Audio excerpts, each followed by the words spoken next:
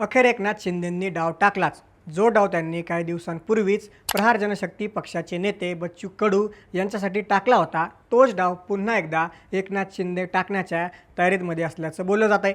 सध्या ठाणे विधान परिषद निवडणुकीत जो काही ट्विस्ट आलाय आणि ज्या काही राजकीय घडामोडी घडत आहेत, तशा प्रकारच्या राजकीय घडामोडी इतर कोणत्याही मतदारसंघामध्ये सध्या घडत नाही आहेत।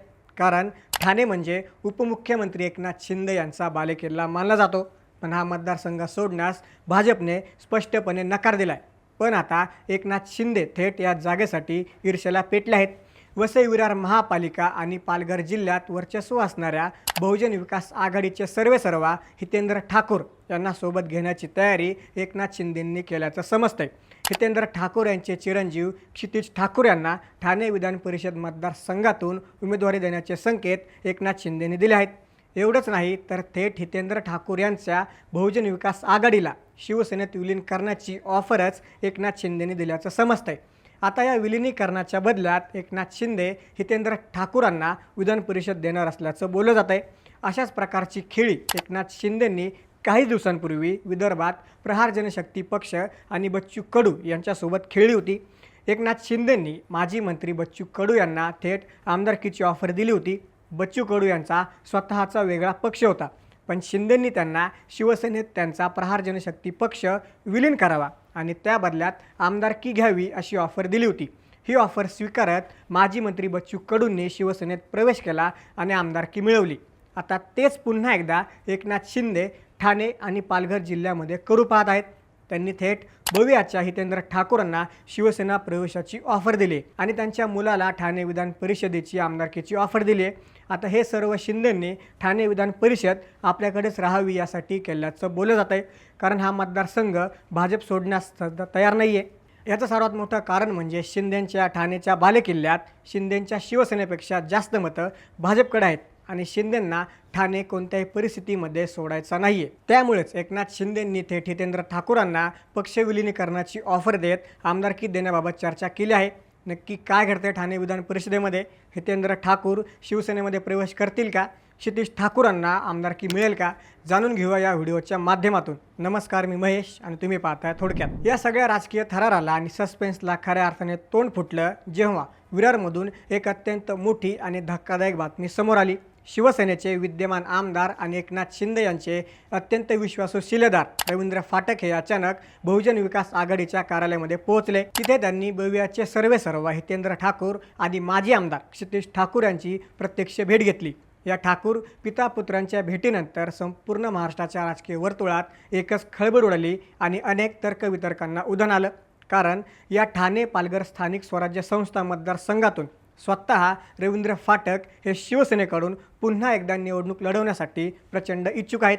त्यांनी महायुती आणि मित्र पक्षांच्या नेत्यांची मनधरणी करण्यासाठी आणि आपला प्रचार भक्कम करण्यासाठी या भेटीगाठी सुरू केल्या असल्याचं एका बाजूला बोललं जात आहे, तर दुसऱ्या बाजूला याच मतदारसंघातून आमदार रवींद्र फाटक यांचा पत्ता कट करून उपमुख्यमंत्री एकनाथ शिंदे हे बहुजन विकास आघाडीचे नेते माजी आमदार क्षितिज ठाकूर यांना शिवसेनेकडून निवडणुकीच्या रिंगणात उतरवणार असल्याच्या जोरदार चर्चा रंगल्या आहेत। फाटक आणि ठाकूर यांच्यातील ही बैठक कमालीची महत्त्वाची मानली जात असून यात आगामी निवडणुकीच्या पाठिंब्याबाबत अत्यंत सकारात्मक चर्चा झाल्याची माहिती सूत्रांकडून मिळत आहे। मात्र या भेटीमुळं नेमकी कोणाची उमेदवारी फायनल होणार आणि नक्की कोणाचा पत्ता कट होणार यावरून सध्या ठाणे विधान परिषदेमध्ये जोरदार खडाजंगी सुरू आहे।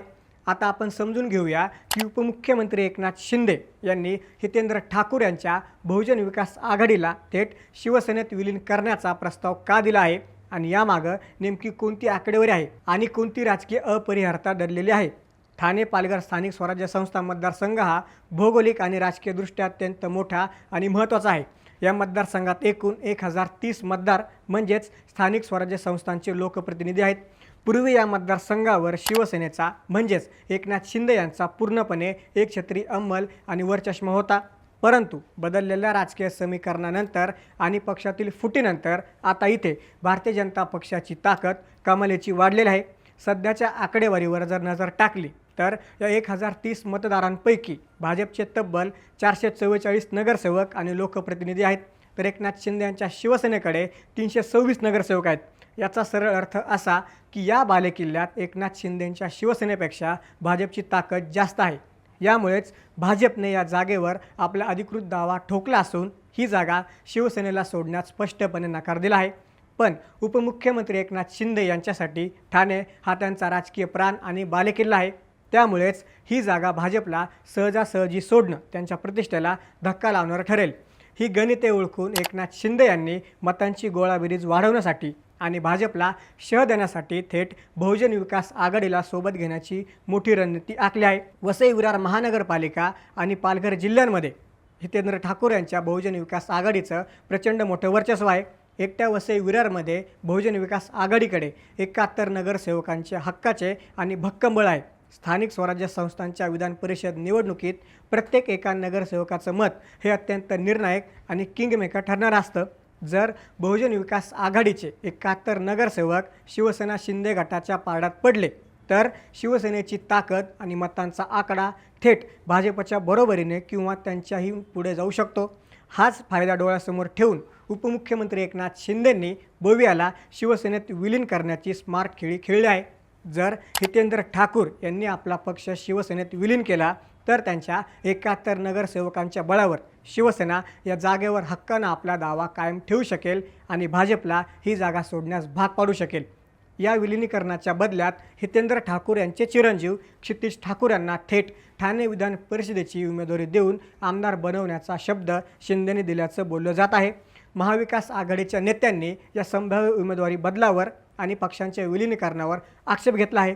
राजकीय विश्लेषकांच्या मते जर उपमुख्यमंत्री एकनाथ शिंदे यांची ही रणनीती यशस्वी ठरली आणि हितेंद्र ठाकूर यांनी शिवसेनेचा प्रस्ताव स्वीकारला तर ठाणे आणि पालघर जिल्ह्यातील संपूर्ण राजकीय समीकरणे कायमचीच बदलून जातील.